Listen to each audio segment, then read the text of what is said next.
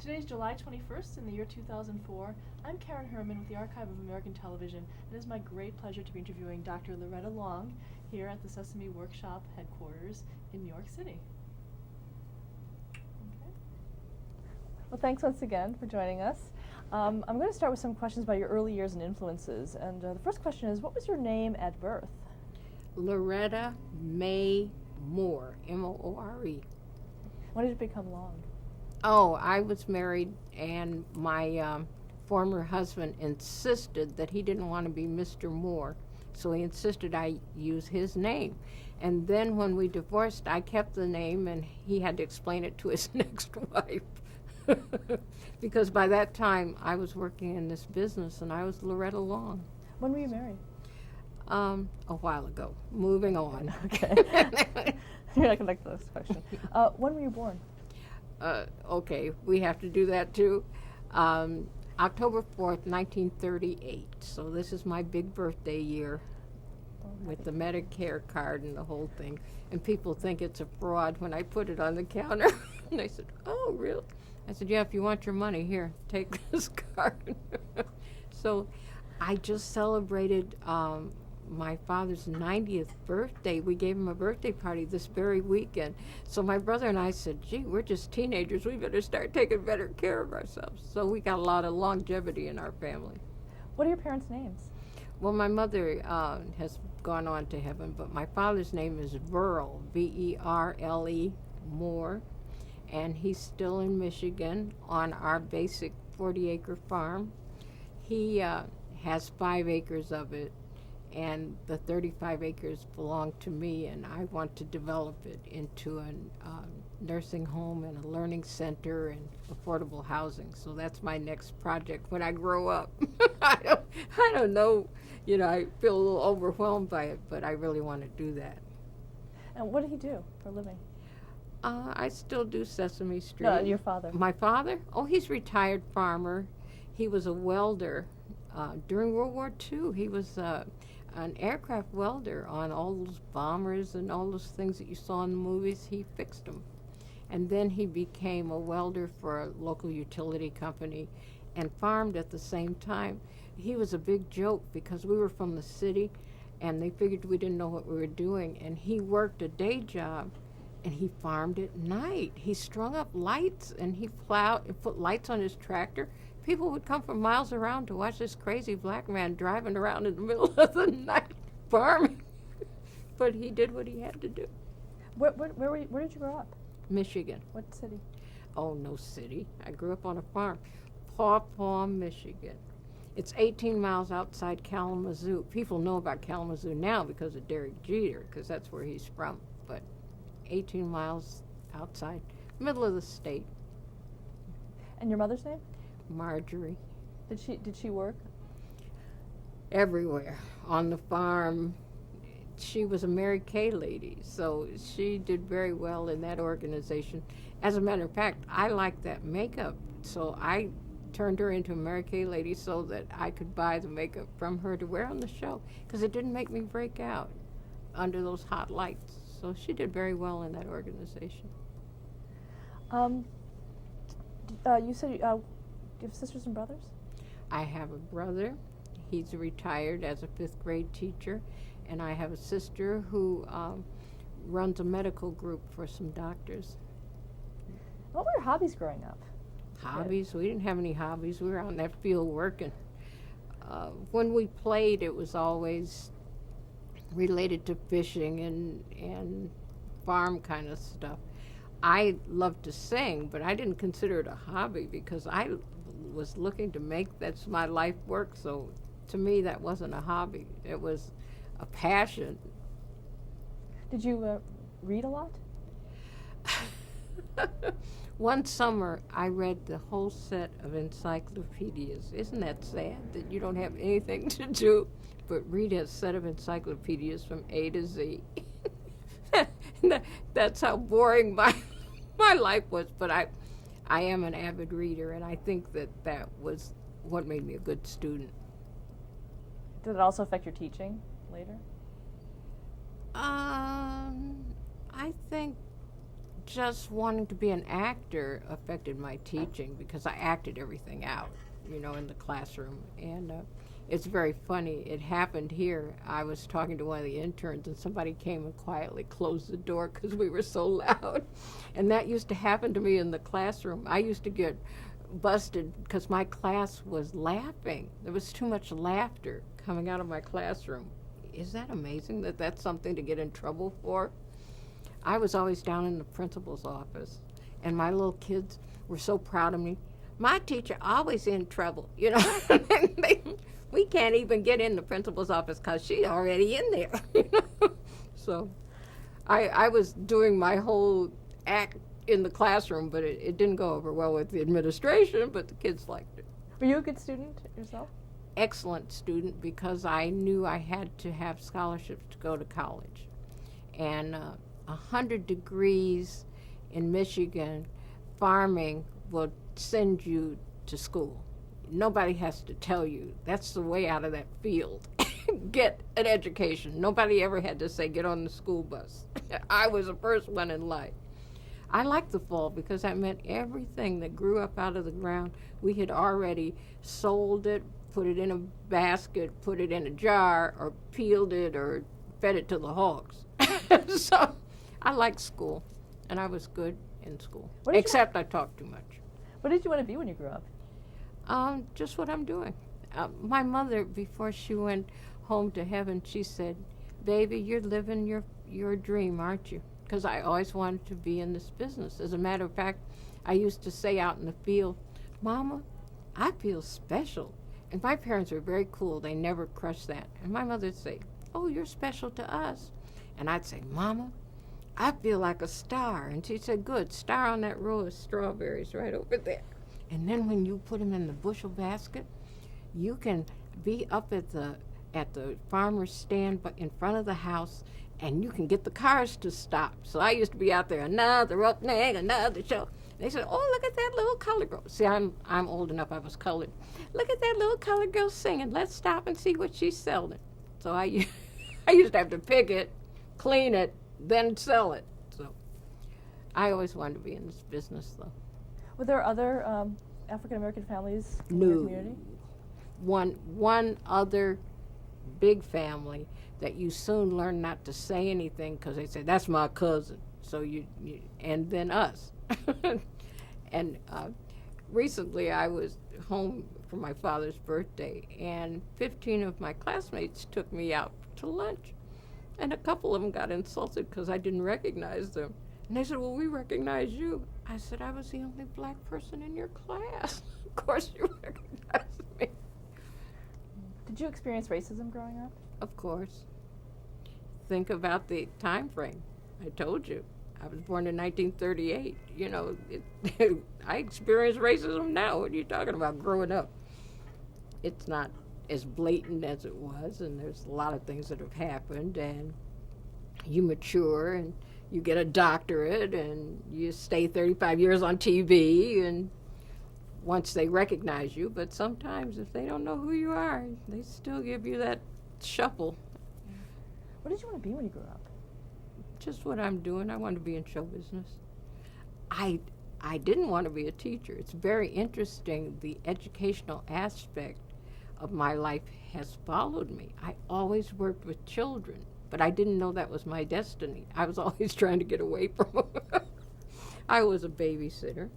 I was a mother's helper. I was a day camp counselor. I was a sleepaway counselor. See, always children. I was a classroom teacher. And then I got my break in show business. I thought it was going to be Sidney Poitier and Harry Belafonte, and it was Big Bird and Oscar and children. So I finally figured out, hey, there's something here going on here. So I've relaxed. This is my thing, to work with kids. But you see, we've been working with them so long. We work with kids all ages, up to my 30-somethings. I teach on a college level, so I teach everybody who, if you come in the door, you're in trouble. I'm going to try to teach you. What high school did you go to? Paw High, the only high school in that little town.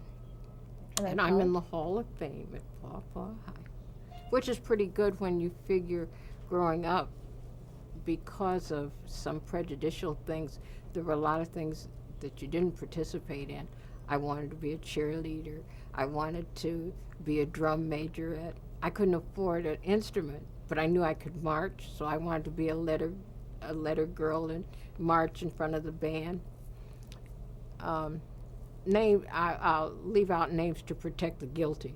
But anyway, this particular person told me, now figure this out, to a black child, I couldn't wear the leather sweater and march in front of the band because I didn't have good rhythm.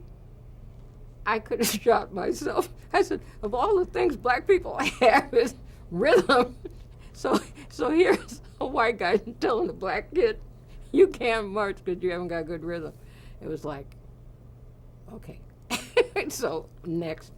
But the interesting thing about that, once, that thing about you can't go home again, in this instance you really can. I was invited to come back to be the grand marshal of the parade, to ride in a convertible in front of that very band that I couldn't march in front of. So it was kind of cool, What college did you attend? Western Michigan University in Kalamazoo, City College in New York, and University of Massachusetts, the Amherst campus. That's where my advanced degree is from, UMass. Do you remember the first time you saw television? Yeah, it was at somebody else's house, I guarantee you. We didn't have one for a long time.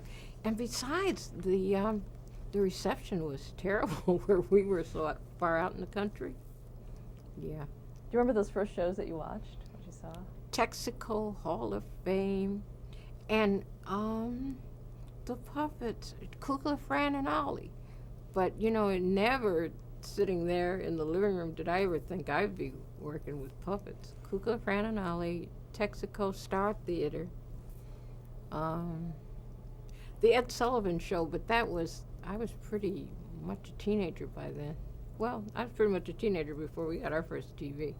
And my father loved the fights. Friday night was Gillette, look sharp, ding, and he would always be there throwing every punch, The Friday night fights, and television was much more uniting than it is now because people can afford, everybody has their own set, and if you don't like what they're watching, you go watch your own. We had one television, and Daddy, he didn't have a remote, but he had the charge over it. We watched what he wanted to watch. We prayed he'd go to sleep, because then we'd change the channel. He'd wake up and he'd say, well, what happened? Oh, Daddy, that program went off, We'd pray he'd go to sleep in the chair so we could watch what we wanted to. Did you ever picture yourself on television? Did you ever think that you'd be on TV? No, I kind of thought maybe I could be in the movies, but our little town only showed Westerns, and I didn't know how to ride a horse, and I didn't see any cowgirls except for Dale Evans. And no, I'm in Michigan, so I was going to be part of the Motown sound. I'm a singer, so that's where I saw myself going to be a singer. And how did you make that happen? How did you get your professional start in show business?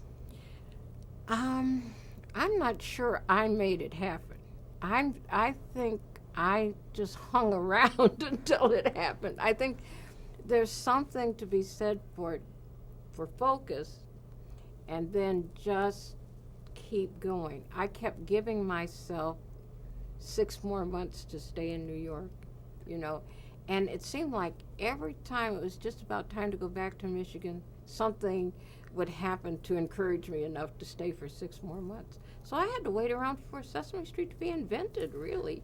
I was a classroom teacher, and I had to really wait around. Talk a little about the classroom experience. What grades did you teach? I was a sub, so in junior high. Now, that's how much I wanted my career, because I wouldn't sign on with a school district and bail out in the middle.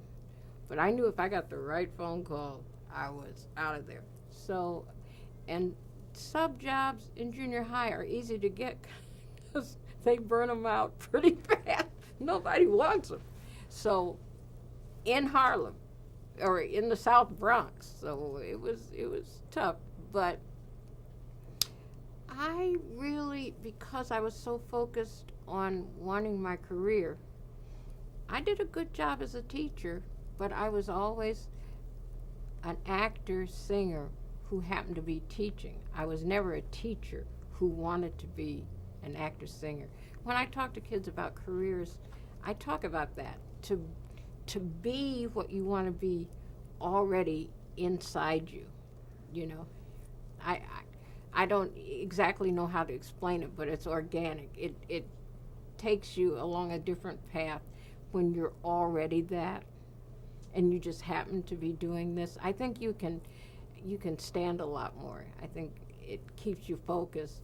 You know, I didn't let the things that happened to me or didn't happen in the classroom make me crazy. For instance, they used to laugh at me because we had a lot of screaming teachers around. I never screamed at those kids. I wasn't leaving my high notes up in the classroom. I had an audition at 4:15. They laughed at me because I used to sneak out the back door with the guys that were sneaking out of school. I didn't have a class that last period. They would cut out, and so would I. They laughed. Okay. And how did those auditions go? Did you have a lot of parts on stage? Some of them went pretty well. So I actually got hired for Sweet Charity. That was the hardest audition because Bob Fosse was as hard on his singers as he was on his dancers. You had to be able to sing and move and do, and I actually got hired, and he couldn't believe I didn't take the job because I had already been put in a starring role in a roundabout theater production. At that time, we were in a supermarket, in the basement of a supermarket, and he couldn't believe I turned down Broadway. He said, well, good luck in the basement of the supermarket. He would, because I didn't think I had to go right in the show. He wanted somebody to replace somebody like in 2 days. And I had been rehearsing this other show, and I had a lead. And so those are decisions you make. You say chorus on Broadway or a lead that somebody might really see you in an off-Broadway. So he was too through with me about the basement of the supermarket. Good luck, he said. Do you remember your first job in television? Yeah, it was, well, I did commercials first. And then my first job that I could show up for more than one time. Is that what you mean? Well, what were the commercials? Anyone that came down the pike. I can't even remember them. I remember. It ain't. So we're talking about the commercials that you did early on. I just remember the hard ones that should have been easy, like butter is better. That's all you had to say, but by the time you said it like 50 times, you were saying butter is batter, batter is you know, it was like, you know. I just remembered going after commercials because that's what you did. Were you cast as a certain type? Yeah, young housewife, young mother, never a glamour girl, wholesome Midwest. I could speak the English language. One time I was told I didn't sound black enough, and that sent me over the top. I said, okay, never mind. And then what about your first work in television on a program? It was a variety show for PBS, the local station here, Channel 13, called Soul. And it was the first really black variety show where all the acts, the record acts and everything could come. And at the time, it was tied into the Apollo Theater, so anybody who was appearing at the Apollo was happy to get on television. And their record companies were happy to support it because they didn't get much airplay like that. And I was a co-host. Who was the other host? Alvin Poussaint, Dr. Poussaint, and he hated it. He hated it. He said, how can you do this? And so then after that, one of the producers became the host because Al he said, this is not me. How long was he on for? probably if you asked him, half his life. I, I don't know. Not long. Shortly after that, though, actually, because of that show, that's how I heard about Sesame Street.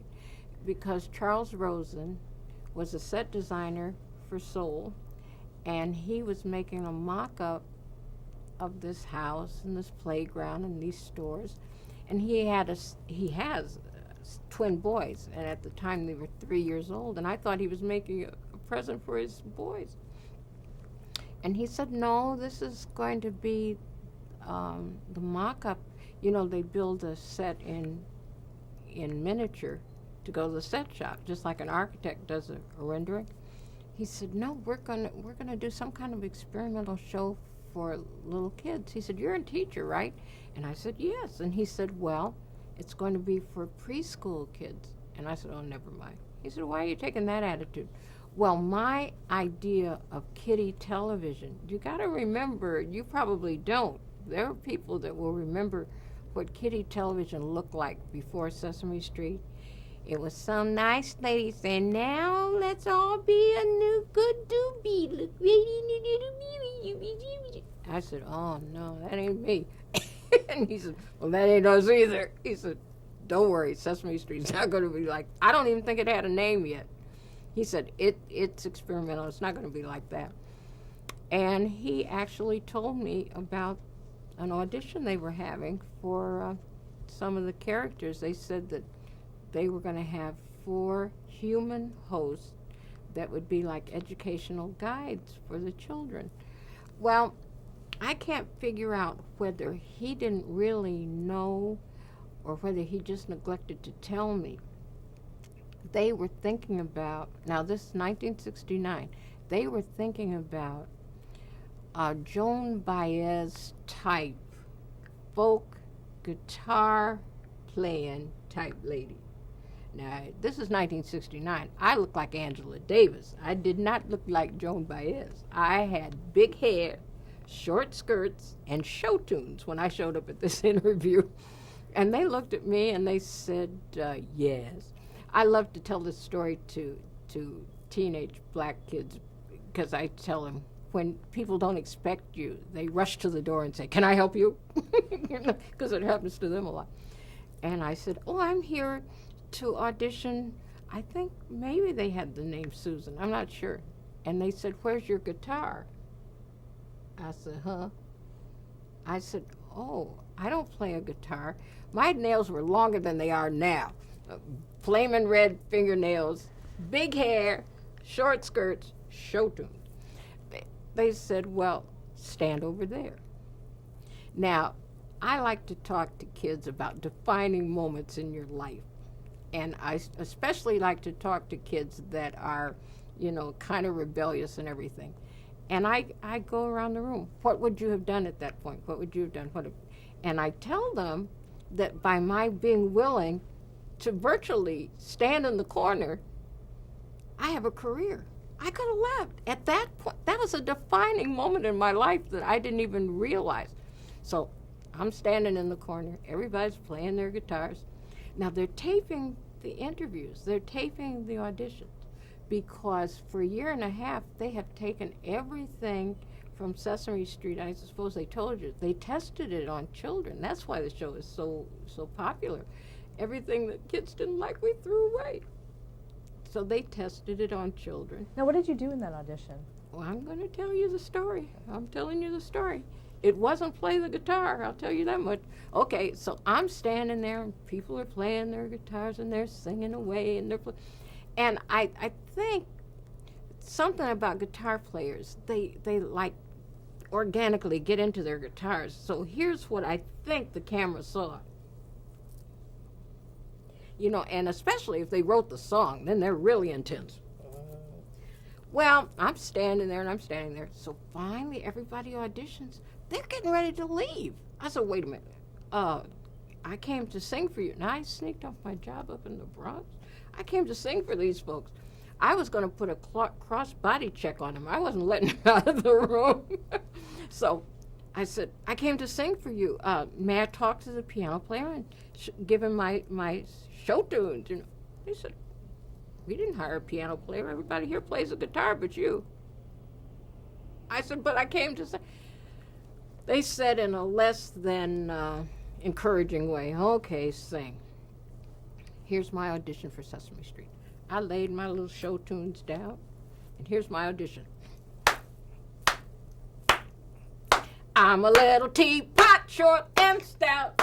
Here is my handle, here is my spout. And I looked right at the camera and I said, come on, kids, everybody sing. And the children in the daycare center stood up and began to sing with me. Tipped me over and poured me out. Now, that was all that babysitting, daycare, day camp, summer camp, all culminated in a 35-year career. Now, who knew? I mean, you know, you can't plan that stuff. That's why I said, when you said, how did you get your career? I don't know. To tell you the truth. You just keep going, I guess, you know. So when they looked at the children looking at me,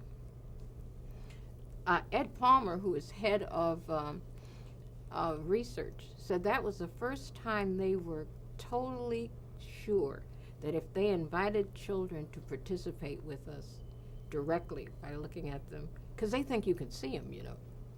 They think you see them, and you see them. And one little boy said, can you see me, see you see me? When you see me, see you see me? I said, huh? But they think that you see them. So when you invite them to come and participate, they do. And that's what got me my job. How'd you find out you had the job?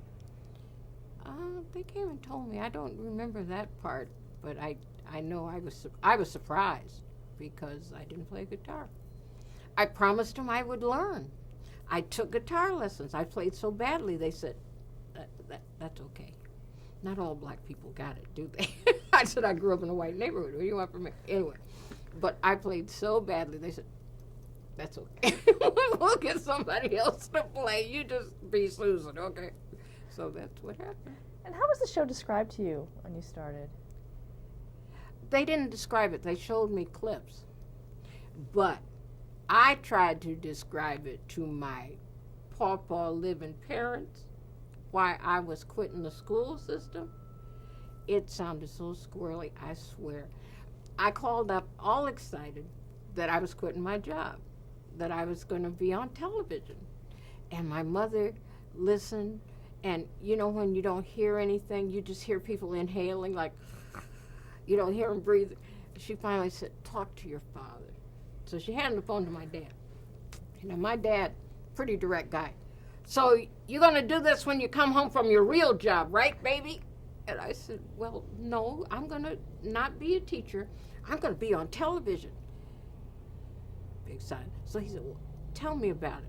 Now, you got to remember the show was not on yet. Now, listen how squirrely this sounds. Well, I'm going to be like in this inner city neighborhood.